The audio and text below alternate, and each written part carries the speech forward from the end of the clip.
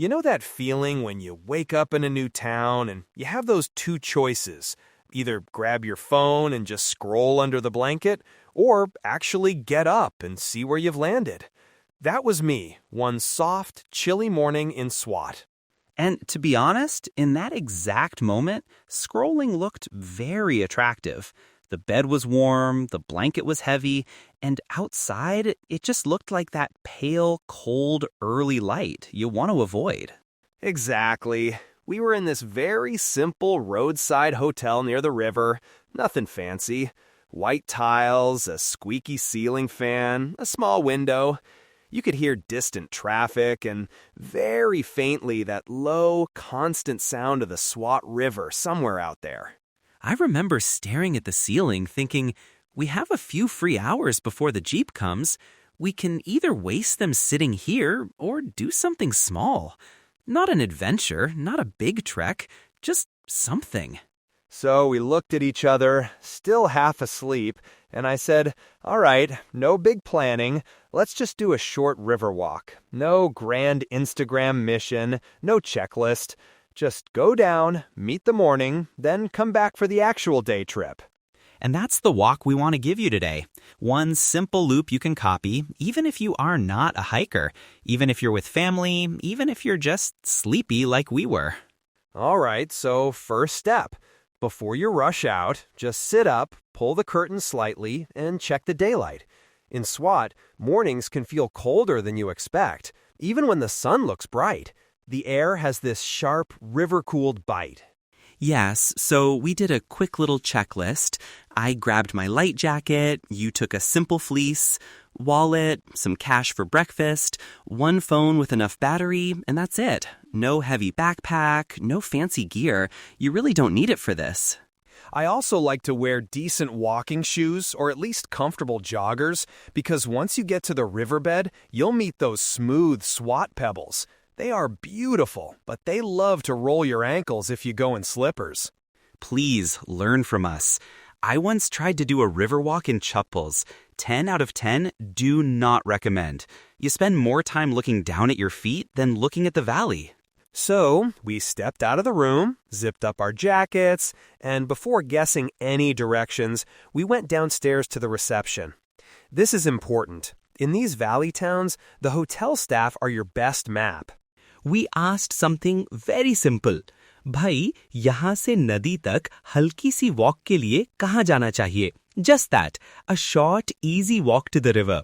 And immediately his face lit up, like finally, some guests who are not just asking for jeeps and room service. He took out a piece of paper, drew a rough little map, and said, walk straight past the mechanic shops, turn left where you see the school, then just follow the stream of people heading downward. Sub-public rasta hai, he said. It's all public path. That one check-in with him solved two big things. First, we knew we were not accidentally walking into someone's private land. And second, we had a rough loop, not just a random straight line to nowhere. So we stepped out onto the main road. It was that time of morning when shops are just waking up, one shutter half open, someone sweeping dust out, a kid in a school uniform juggling his bag and a hot samosa. The air smelled like diesel, dust, and somewhere, chai. And as we walked downhill, the sound of traffic slowly faded, and the sound of the river grew louder, like this deep, continuous rumble behind everything else. Soon, the concrete gave way to a mix of dirt and gravel, and then we saw it. That wide Swat riverbed, full of smooth, rounded stones, with the water itself cutting through in strong, shining channels. It's not a neat little canal. It spreads out like a wide, rocky playground for the water. The air changed immediately. It turned cooler, cleaner. There's this slight moisture that hits your face, and the city sounds fall behind you, like you turn the volume knob down. Now, this is where you need to read the land a little. You'll see different tracks leading toward the river. Some go to obvious public areas where kids are playing, maybe a couple of families sitting, maybe a few men standing around chatting. Those are fine. But if you see a path going between fenced fields or through someone's courtyard or past stacked firewood right next to a house, that's usually private space. Simple rule we follow: if it feels like someone's home or farm, don't walk through it. Stay on the more open, used tracks. We picked a broad, well-trodden path leading to the Pebbles. As our shoes left the dust and hit the stone, there was this satisfying crunch with every step. That sound, it's like a tiny drum beat under your morning. It also forced us to slow down. You can't rush on those small rolling stones. So automatically, your walking pace matches the mood of the river. Steady, not hurried. We didn't rush to the edge of the water. That's another thing. Swat River can be fast, and the stones near the water can be slippery. We stayed a comfortable distance, high enough that if a wave splashed up, our shoes would stay dry. And honestly, from where we stood, the view was perfect anyway. The sun was still low, sitting just behind a ridge, so the river looked silver blue with patches of golden light jumping on the surface. Soon, we noticed a hanging footbridge a little upstream, that classic SWAT style. Thin cables, wooden planks, a slight sway even from a distance. And on it, just a few silhouettes slowly crossing, carrying bags and school backpacks. Now, if you're anything like me, your brain will do two things at once. Wow, what a view! And, this looks a bit scary. So we had that little debate, cross it or not. We walked closer, staying on obvious paths, and watched how locals were using it. This is my favorite test. If elderly people or kids are crossing calmly, that's a good sign. If only two brave boys are jumping on it, maybe not your day to try. That morning, we saw a whole family cross. Grandmother, kids, school bags, everyone moving slowly but confidently. So we decided, all right, we'll go halfway. Not to prove anything, just to experience it.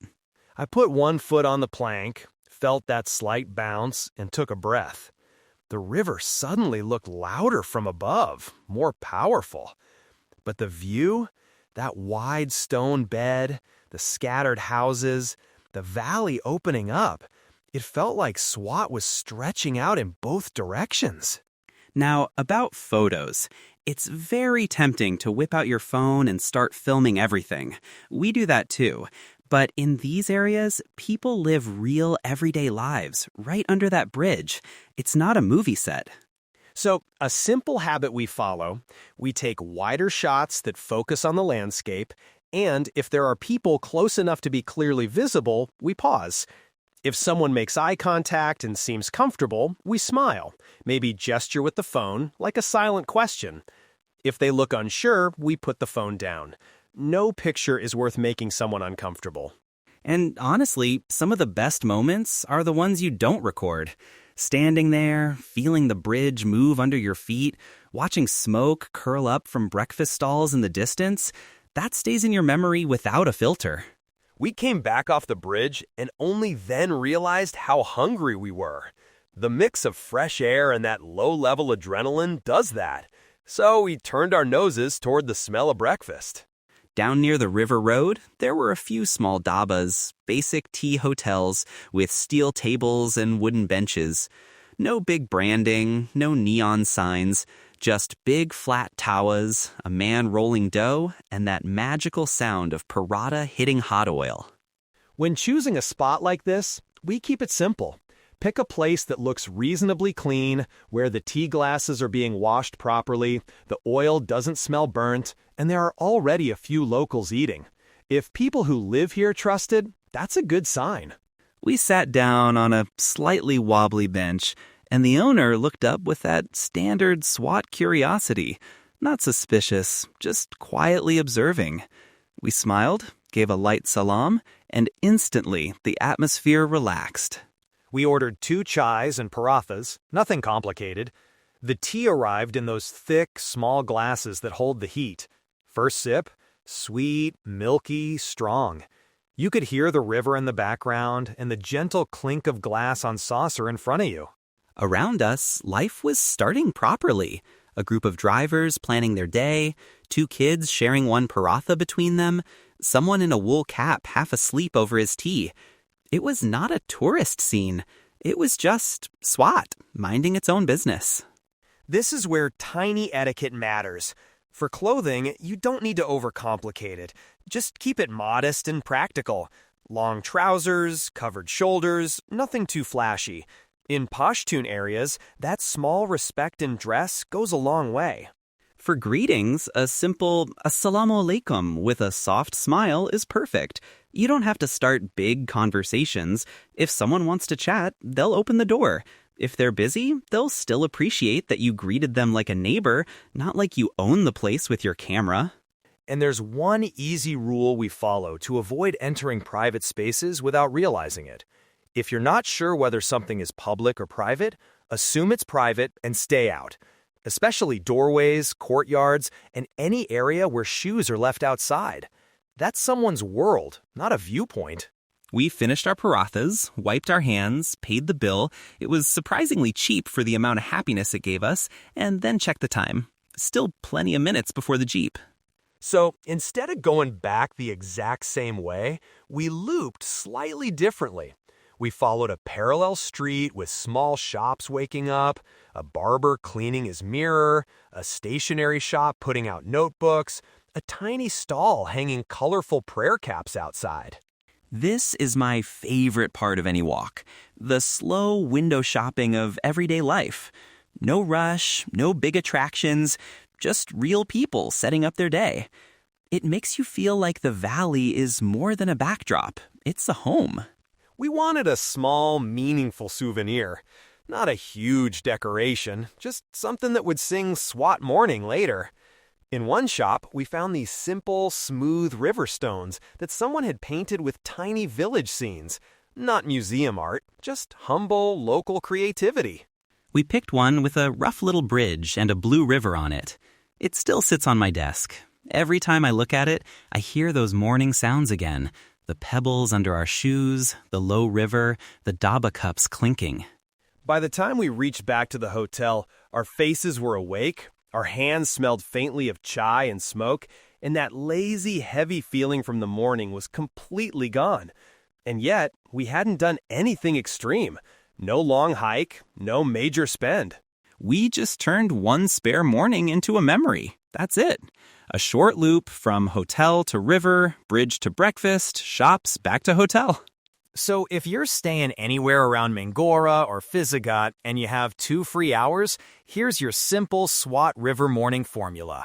First, ask your hotel staff to mark a short, commonly used walking loop to the river and back, public paths only. Second, walk slowly to the water, staying well back from fast channels and avoiding fenced or cultivated land. Third, decide on the hanging bridge. You can just watch it and enjoy the view, or if it feels safe and locals are using it calmly, cross a little.